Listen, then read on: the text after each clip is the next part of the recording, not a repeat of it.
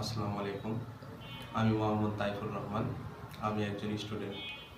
আমি পড়ালেখা করি আদিনা ফজলুল হক সরকারি কলেজ। আমার ডিপার্টমেন্ট হচ্ছে ফিলোসফি।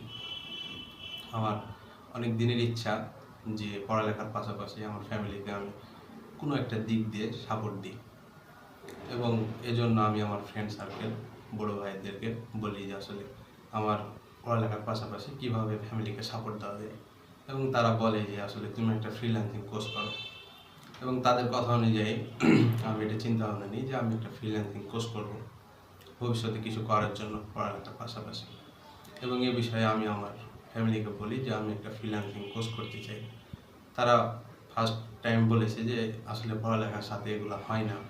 আমি তাদের বিভিন্নভাবে বুঝলাম যে হ্যাঁ হয়, চাইলে হয়, এবং সেই জন্য আমি আর কি বলি, পরবর্তীতে তারা রাজি হয়। এবং আমার বাবা মা বলে যে ঠিক আছে, তাহলে তুমি একটা ভালো আইটি দেখে ভর্তি হও। পরবর্তীতে আমি ভালো আইটির খোঁজ নেওয়ার জন্য বেরিয়ে পড়ি। এক পর্যায়ে আমার এক ফ্রেন্ডের সাথে দেখা হয়। সে বলে যে আসলে তুমি যদি ফ্রিল্যান্সিং কোর্স করতে চাও তাহলে তুমি CodemanBDতে ভর্তি হতে পারো বা বিষয়টা দেখতে পারো। এবং আমি সেক্ষেত্রে দেখা শুরু করি। ইউটিউবে দেখি CodemanBD সম্পর্কে, তাদের যে সাকসেস স্টোরিগুলো আছে সেগুলো আমি দেখি এবং অনুপ্রাণিত হই যে আসলে সেটা করলে হয়তো আমার জন্য ভালো হবে।